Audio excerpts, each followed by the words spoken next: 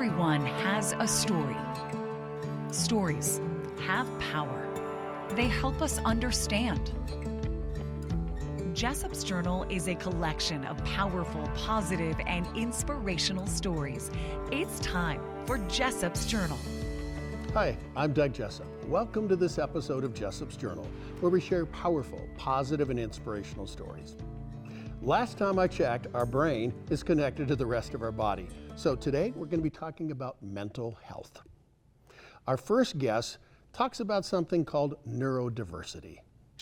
Bipolar disorder is a chemical imbalance in different portions of the brain that manifests itself in forms of what people would call clinical depression, or some people would call hypomania, which is on the higher side of where people are solving the world's problems. Our musical guest, Cinders, provides a positive message of remembering to keep your eyes half open. When you wake up, it's hard to see. Find your way with your eyes half open. Find your way with your eyes half open. I think you found a weakness. Levi Lindsay shares an inspirational story of what's really important in life. Your business will not crumble to the ground if you take a week off.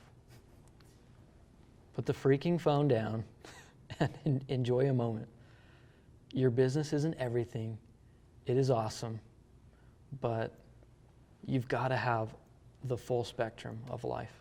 And of course, one of my favorite features, everyone has a story. Objects with stories are treasures remembered. But first, Joel McKay Smith. Joel, it's time to sign into Jessop's Journal. Awesome. Honored.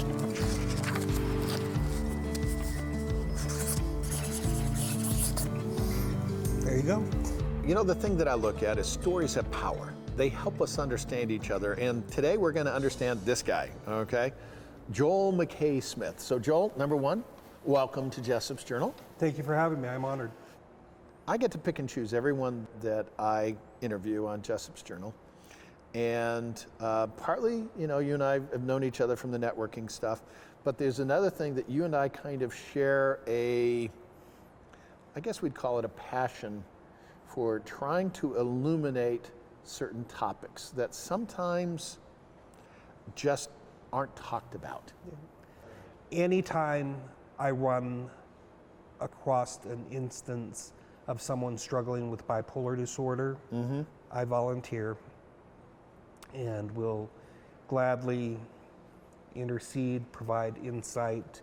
I've walked more than one into a clinical position because I'm bipolar, and many of my family members are as well. So that's a passion, and I wouldn't say it's an organized mechanism of a support group or anything else, but when I can see something going when somebody's a little bit off, I might be able to step in and make their manic episode be a little bit shorter. What is bipolar? Bipolar disorder is a chemical imbalance in different portions of the brain that manifests itself in forms of what people would call clinical depression, or some people would call hypomania, which is on the higher side of where people are solving the world's problems, and they have amazing amounts of energy. Sometimes I'm not sleep. That's the category that I've been in, and I've had the dishonor, so to speak, of having in my lifetime about 4 major manic episodes since about 1990, and I've had an amazing support structure, in particular my amazing wife and family, and without them, I'd probably be dead. Well, the last time I checked, the brain is attached to the rest of the body. Absolutely. And for some reason, people will think, well, that's a character flaw, or that you've got this or this. No, it's a chemistry issue.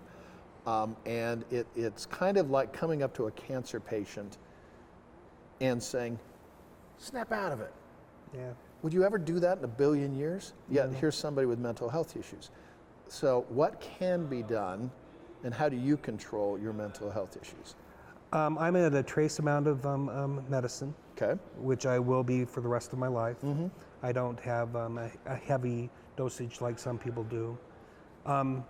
You need to be patterned, especially if you're bipolar. You need to have kind of the same type of sleep patterns, eating patterns, that type of thing. And you need to have people around you that can understand that you might be taking the shift, that you're going to be getting into a manic episode. And basically, it's usually because you're not sleeping enough, or you're not taking care of yourself. I mean, there's a lot of things that can be talked about with serotonin and that type of thing, but you shift and you're not well. And the best thing that I can say is if you feel that you're ever in that type of need, you're gonna know somebody that can be compassionate. Embrace them, let them know, and get out of public eye, and typically go to sleep, get balanced, get to your therapist. The other thing that I've noticed is with friends and family members, there's no necessarily magic pill. It's more of a combination that you kind of have to shift things around, and every once in a while you have to change your meds. Yep. Why do you think that is? Because your body changes, your chemistry changes, the way that it absorbs changes, the way that your mind is thinking changes.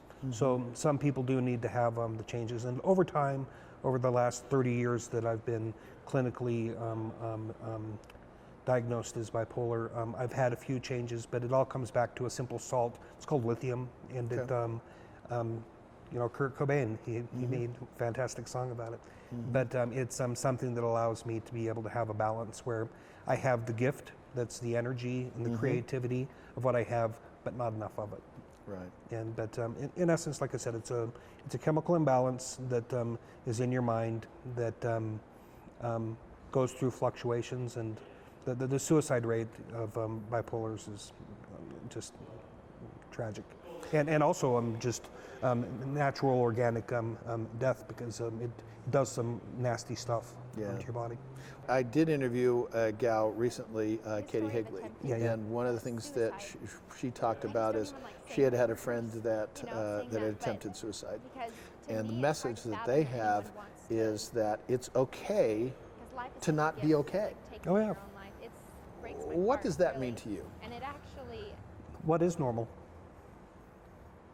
What is a stereotypical way that somebody thinks? So if it's okay not to be okay, you just find a balance point where you're not going to damage yourself or someone else or someone that you're responsible for. That is the topple point of the okay that you have to be able to get to. But when it comes down to it, there are trillions of multiples of ways of what's okay for certain people, but there's just a little bit of a fundamental line between basically damage to other individuals and yourself. Well, I think it comes back to balance, life balance. Yeah. You know, and we're all trying to do that.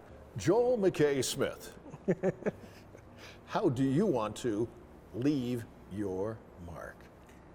I'd like to make as much of a difference for marginalized communities while making a couple nickels.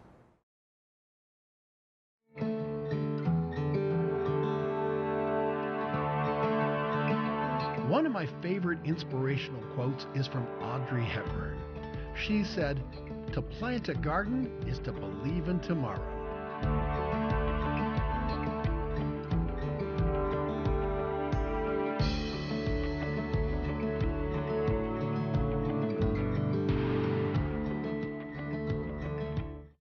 I see trees of green,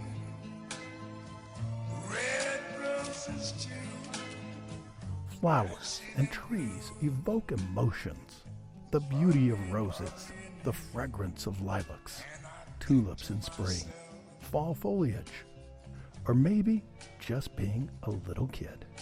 What a wonderful world. That's a castle. That was our home till I was 5 years old.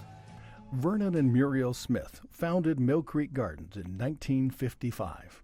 Today, their youngest child, Lorene Boutner, tends to the business that surrounds her childhood home.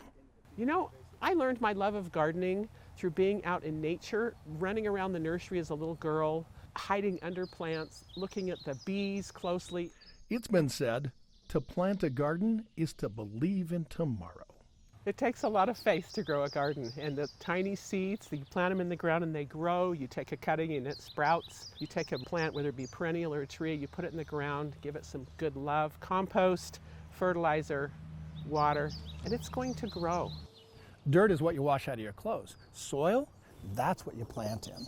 Soil is everything. You have great soil, and then you create fertility, and you add water to that, and you're going to have a beautiful garden in this desert climate. An amazing experience seeing people pick out something beautiful and being able to take it home and enhance their outdoor living space, beautify their yard, create wildlife habitat, create something to grow and eat. You can tell Boutner loves what she does and loves to share that enthusiasm. And part of my personal mission statement of my life is connecting people and plants and doing it in the funnest way possible. My grandchildren are like the light of my life, and they love flowers. You know, you can see a picture of this one with the mud on her face, and it's beautiful. She's out there. What does Lorene want to pass on to her grandchildren? I want them to remember to keep it fun. Stop and smell the roses and have a lot of fun creating an adventure of life, especially with nature. With another Utah success story, I'm Doug Jessop.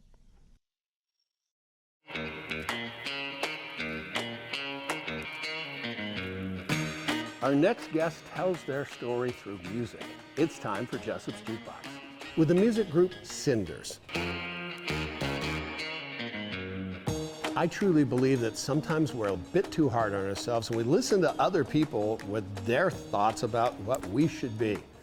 These guys have some great advice in their new song.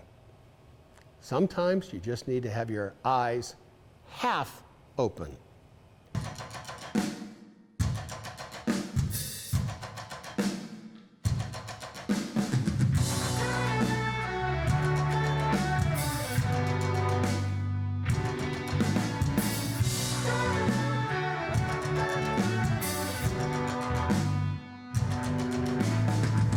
When you wake up, it's hard to see.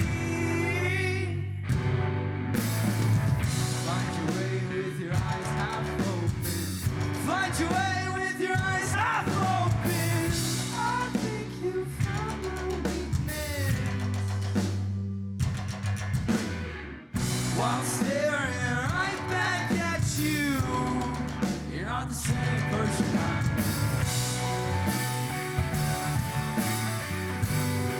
You're not the same person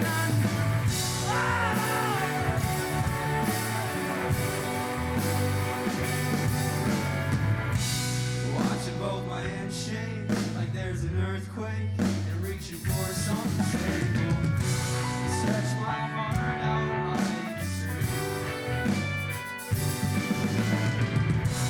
Think about the good times like there weren't any other kind. Blurry memories are hardest to find. Wipe away this tear-stained cover on my face. Behind it fades to gray. You can't reach far in a straight jacket, and you can't see when you bury your nose 2 inches in the ground. It's 2 miles in the clouds, and all I can think about is how I want to go to a place where I belong, to somewhere I feel strong enough to pick up all these pieces that are holding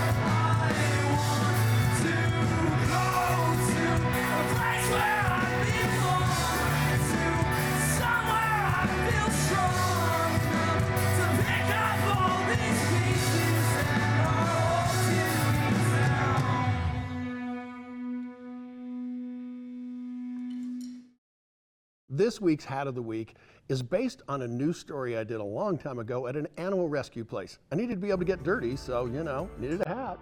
This hat is called The Rescue.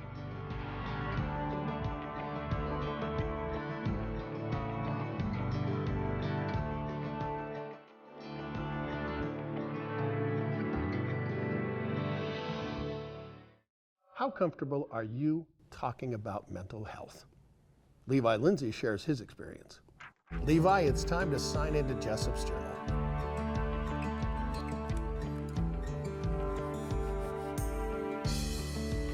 With me today, Levi Lindsay. I actually kind of knew you a little bit through social media, but to be honest, I'd never met you in person. Any idea why you think you're in the chair today? Oh man, the hot seat? Yeah. I made a big life change. I stepped away from a company that I'd been working tirelessly on for 80 hours a week for 3 years. Wow. Put my heart, blood, and soul into it. And you said, not going to do that anymore. I just said, get me out of this.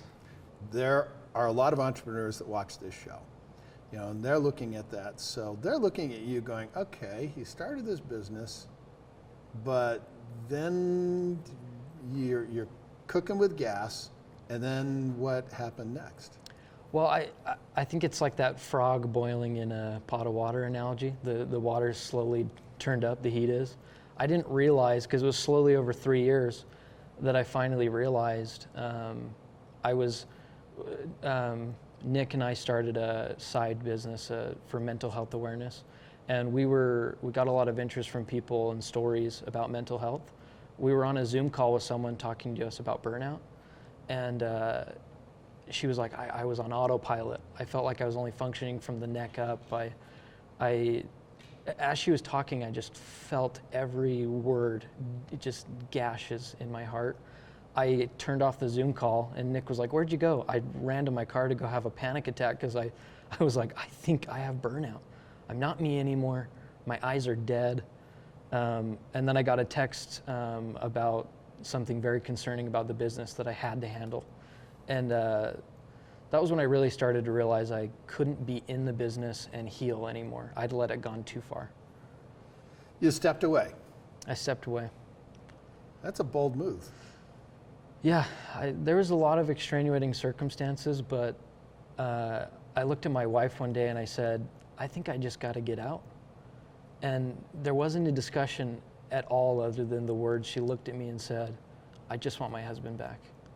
It wasn't like, well, let's structure this and make sure you get the best out of the time. It was just, she just looked at me and it pricked my heart with, she just said, I want my husband back. So you found something else. Yeah. Can you tell the difference?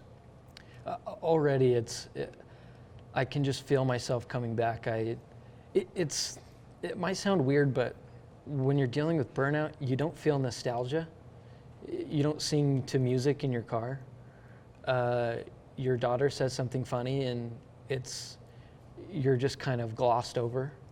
Burnout robs you of those moments where you should feel just that utmost joy. You don't feel anything anymore. It takes everything from you. To make it clear, you are still interested in business. You're still figuring out a way to provide for your family. Yes. What are you going to do different this time, you think? I think it's all about just setting boundaries, because your business isn't going to do it. Your partners aren't going to do it. The people you work with aren't going to do it. Your wife isn't able to do it. It's up to you to set boundaries. You got to let balls drop. I was one where I was like, not a single ball can drop.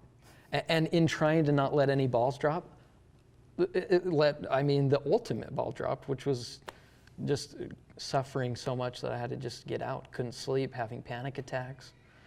You just gotta lose a client every now and then. You gotta miss a deal for your wife's birthday, and you gotta shut it off. Easier said than done, though, I will say. Amen. Have you talked to people? Are you on meds? Or what's the thing that helps? I haven't tried meds. In this journey, there's lots of people that have opened up, which is so cool about being open about mental health on LinkedIn especially. All the people flooding and saying, I suffer with this too. I haven't tried those, but that's a solution. Sometimes it's chemical, sometimes it's situational. I'm learning a lot. I'm not an expert. For me, I found eating better, exercising, actually being there with my family and creating experiences. Those things have started to heal me, and I can feel that light coming back into my eyes. It's encouraging to see that people are opening up, but it's discouraging to see that not everyone feels comfortable still, and that's the fight that we still have to fight. Well, that's the reason, quite bluntly, that I've got you here. You know, because I remember I interviewed a gentleman by the name of Joel McKay Smith. Hi, Joel. And, you know, he's a great connector and everything, but he's very open about the fact that he has some mental health issues. Yeah. And to be able to talk about those kind of things, in my mind, takes it out of the dark and into the light so that we can talk about this, because I do strongly believe that there is someone out there watching right now, that is saying, Levi is going through this stuff, and you know what? I've gone through the same thing. So what advice would you give to anybody else out there? If you're an entrepreneur, your business will not crumble to the ground if you take a week off. Put the freaking phone down and enjoy a moment. Your business isn't everything.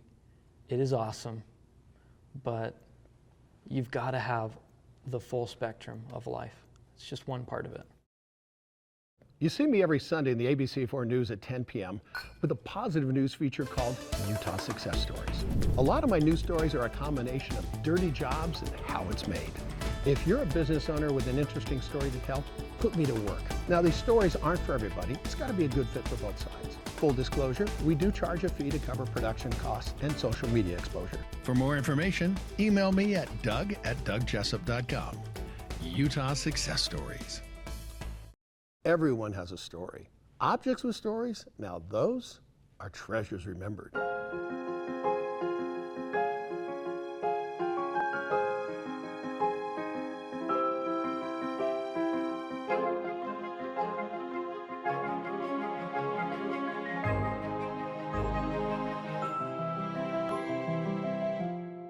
With me today is Dr. Micah Christensen with Anthony's Fine Art. We think of Cecil B. DeMille as the director of the Ten Commandments, which may be the greatest biblical epic that was ever done in Hollywood history. The film that he did just before that was Samson and Delilah, which was a tremendous hit in its own right. He prays that his strength will come back. I pray thee, strengthen me, O God. Strengthen me only this once. And with that strength, he pushes down the pillars, ending his enemies and himself. It's a high moment in drama. The man has the strength of a devil. No, the strength of a god.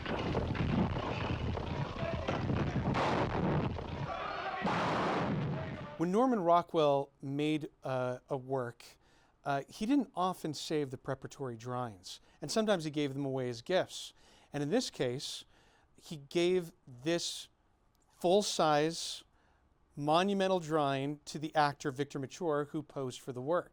He sent it in a mail tube from his studio in Vermont to Victor Mature in Hollywood. And the reason we know this is because just a few years ago, it was found after the passing of Victor Mature in his attic, still in the mail tube, unopened. When we opened it, we knew that it was fragile. Norman Rockwell, when he was doing his large works, like many artists of his generation, did their final preparatory drawings, especially in monumental scale, on butcher paper.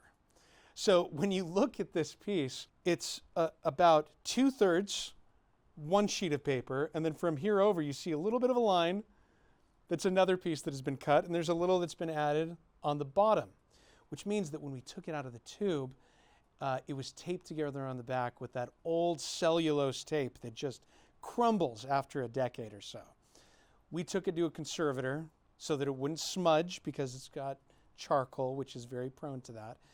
Had it placed on linen and then placed behind a protective light filtering acrylic that keeps it from fading. So it's very fragile, or it was, and now it's very stable. Right today? It's early morning in Park City, Utah. Will Drummer and his crew are setting up cables to a wicker basket. Fans start blowing air into a specialized fabric bag. This is no normal bag. It's technically called an envelope. It's 80 feet long and is starting to take shape. It's time to add hot air. The envelope starts to rise and wants to take the attached basket with it. You guys put your weight on there, please.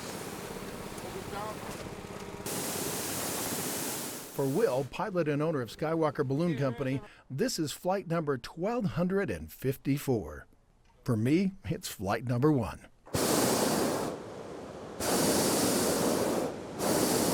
Straight east, you see a little cone-shaped mountain. That's Kings Peak, Utah's highest peak. Mount Timpanuga's over there, which is at 11,750, I believe. We are 200 feet higher than that. So we are on average right now 1,000 feet higher than the highest mountains in our mountain range. It's fantastic. It is really gorgeous out here. Amazing, priceless view. Quiet calm around us is breathtaking. It's a lot smoother than I thought it would be. I thought it would be a lot bumpier and the process would take a lot longer. The only thing that you hear is the occasional burst of the burner. I want your best imitation of a burner sound. Very fascinating. I got to assist with the process, and I might own a balloon company someday. Very nice. If you get a chance to take a walk in the sky with a hot air balloon, I say go for it. Can I give you a little bit of advice? Every once in a while, you need to take a deep breath. Clear nasal spray helps me breathe better. I think it'll help you too. So don't forget. Come on, join me. Take a deep breath and relax.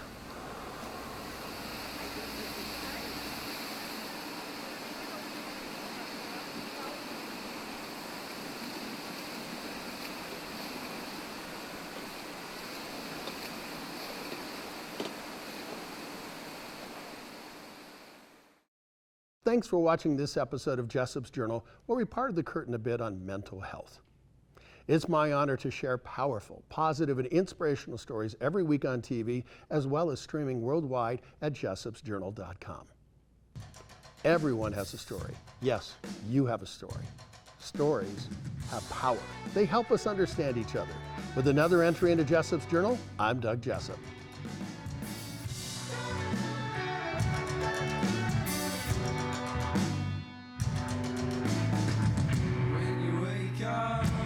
It's hard to see. Find your way with your eyes half open. Find your way.